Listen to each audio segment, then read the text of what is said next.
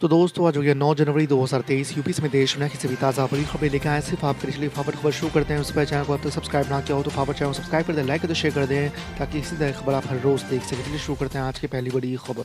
उत्तराखंड के जोशीमठ में भू धसाव के बाद लोगों की आंखों से आंसू रुकने का नाम नहीं ले रहे हैं। कड़ाके की ठंड में अपने आशियाने को छोड़ने का गम भी सता रहा है। पूर्वजों द्वारा बनाए गए मकान में दरारें पड़ने के बाद घरों को छोड़ने का जीवन भर के लिए दर्द मिल गया है। आपको बता दें कि लोगों की नम आंखें बस अब उत्तराखंड सरकार को देख रही है ताकि उनके भविष्य पर फैसला हो सके। सुप्रीम कोर्ट उन याचिकाओं पर सोमवार को सुनवाई कर सकता है जिनमें धार्मिक स्थलों पर दावा पेश करने पर रोक संबंधी 1991 के अधिनियम को चुनौती दी गई है। संबंधित कानून के अनुसार धार्मिक स्थलों के 15 अगस्त 1947 के स्वरूप में बदलाव के लिए वाद दाखिल नहीं किया जा सकता। आपको बता दें कि चीफ जस्टिस डी.वाई. चंद्रचूड़ और जस्टिस पी.एस. नरसिम्हा की पीठ ने पूर्व राज्यसभा सदस्य सुब्रमण्यम स्वामी सहित 6 याचिकाओं को सोमवार को सुनवाई के लिए लिस्टेड किया है जिनमें इस कानून के प्रावधानों को चुनौती दी गई है। राष्ट्रीय राजधानी दिल्ली समेत उत्तर भारत में पिछले कई दिनों से कड़ाके की ठंड पड़ रही है। यूपी, बिहार, पंजाब समेत कई राज्यों में शीतलहर और कोल्ड डे का प्रकोप है। लोग इंतजार कर रहे हैं कि कब उन्हें ठंड से थोड़ी राहत मिलेगी।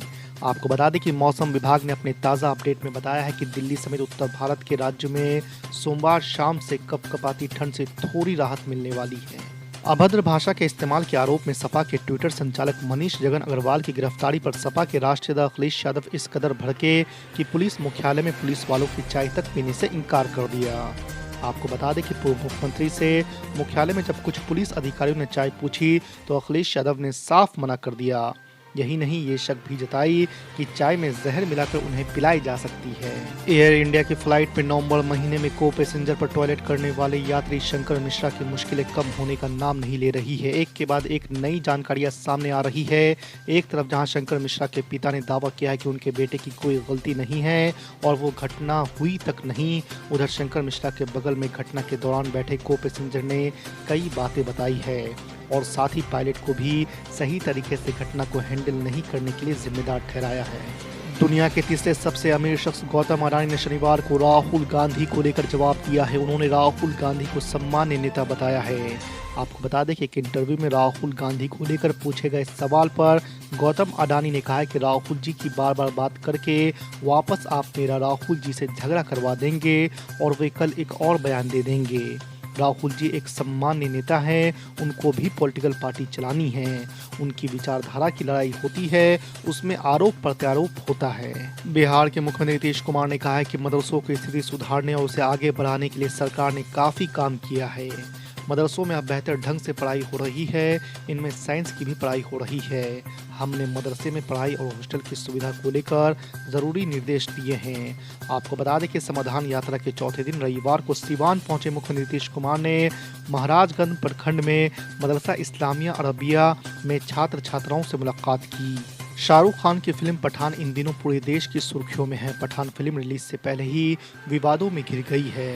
आपको बता दें कि एमआईएम के बिहार प्रदेश अध्यक्ष अख्तर ईमान ने कहा है कि इस मुल्क में बीजेपी और उसकी हमलावर जमात नफरत की सौदागरी करके ही अपनी सियासी रोटी सेकती है।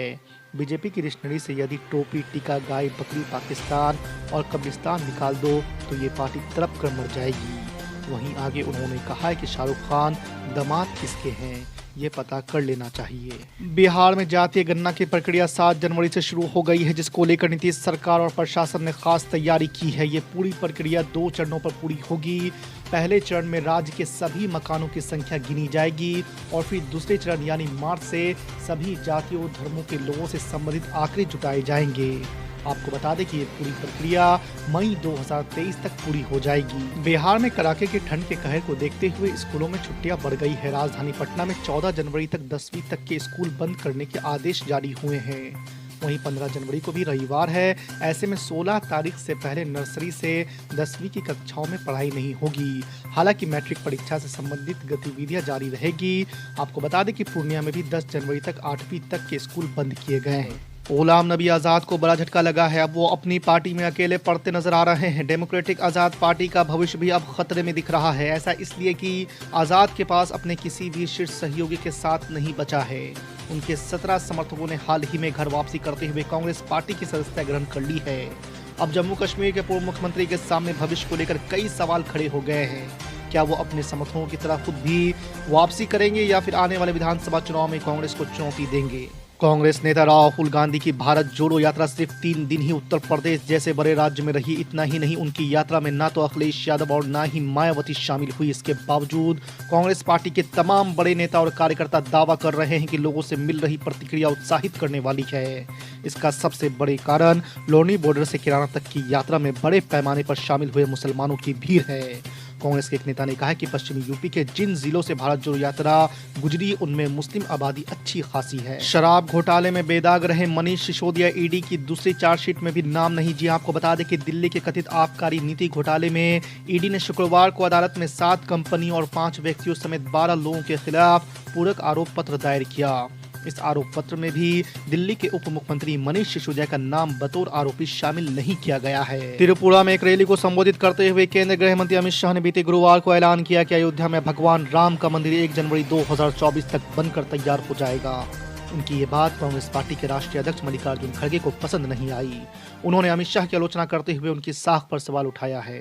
हरियाणा के पानीपत में राहुल गांधी की भारत जोड़ो यात्रा को संबोधित करते हुए कहा कि गृह मंत्री देश की सुरक्षा की बात करने के बजाय मंदिरों के बारे में बात कर रहे हैं। सुप्रीम कोर्ट ने कहा कि कॉलेजियम प्रणाली पूरी तरह से सही है, ऐसा हम नहीं कहते, क्योंकि कोई भी प्रणाली पूर्ण नहीं है। लेकिन यदि सरकार नियुक्तियों के लिए बेहतर प्रणाली लाना चाहती है तो लाए, परंतु जब तक मौजूदा प्रणाली है उसका सम्मान होना चाहिए। शीर्ष अदालत ने ये टिप्पणी उच्च न्यायपालिका में जजों की नियुक्ति पर कॉलेजियम की सिफारिशों को रोकने और दोहराए जाने पर उन्हें हरी झंडी नहीं देने के मुद्दे पर सुनवाई करते हुए की। सिंगापुर और ऑस्ट्रेलिया की कंपनियां उत्तर प्रदेश में सबसे ज्यादा 24,560 करोड़ रुपए का निवेश करने को तैयार है, पर सबसे ज्यादा रोजगार अमेरिका से आने वाली कंपनियों के जरिए ही मिलेगा।